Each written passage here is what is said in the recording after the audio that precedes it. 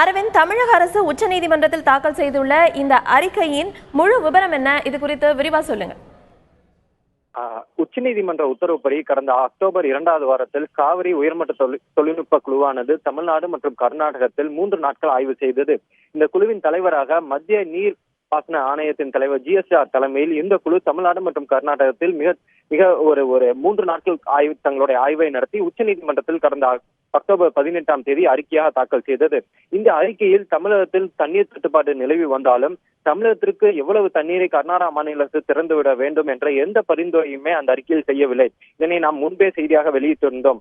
அதனைத் தொடர்ந்து இந்த வழக்கு விசாரணை உச்சநீதிமன்றத்தில் வந்தபோது தமிழ்நாடும் சரி கர்நாடகா மாநில அரசும் சரி இரண்டு பேருமே காவிரி உயர்மட்ட தொழில்நுட்ப குழுவின் அறிக்கைக்கு எதிராக தங்களுடைய வாதத்தை முன்வைத்தனர். இதனை கேட்ட நீதிபதிகள் இந்த ஆட்சேபனைகளை அறிக்கையாக நீதிமன்றத்தில் தாக்கல் செய்யுமாறு அறிவுறுத்தினர்.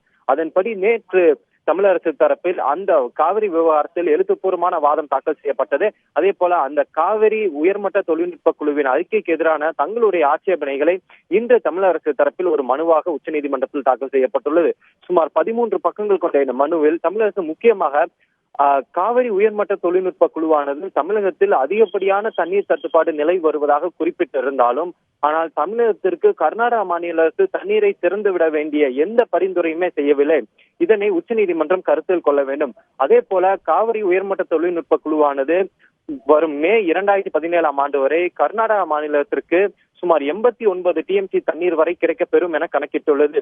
ஆனால் அவர்களுக்கு கர்நாடகா மாநில அரசை பொறுத்தவரை அவர்களுக்கு வெறும் 41 TMC தண்ணீர் அளவே தேவைப்படுகிறது. அவர்களுடைய உபயோகத்திற்காக வெறும் 41 TMC தண்ணீரே போகும். ஆனால் மீதி இருக்கும் 47 TMC தண்ணீரை உடனடியாக தமிழகத்திற்கு திறந்து விட வேண்டும். ஏனென்றால் 89 TMCயில் 48 TMC கர்நாடகா மாநிலத்தில் அதிகமாகவே இருக்கிறது. அதனை அவர்கள் உபயோகப்படுத்தாமலே வைத்துக் கொண்டிருப்பார்கள்.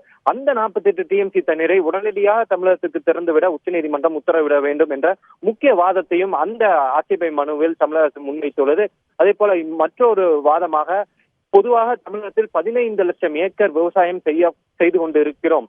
ஆனால் இந்த முறை கர்நாடகா மாநில அரசு மிக குறைவான தண்ணீரை திறந்து விட்டு இருப்பதால் 15 லட்சத்திலிருந்து 12 லட்சமாக, அதாவது 3 லட்சம் ஏக்கர் குறைவாகத்தான் விவசாயம் செய்ய முடிகிறதாகவும் தமிழக அரசு தன்னுடைய வாதத்தை முன்வைத்துள்ளது.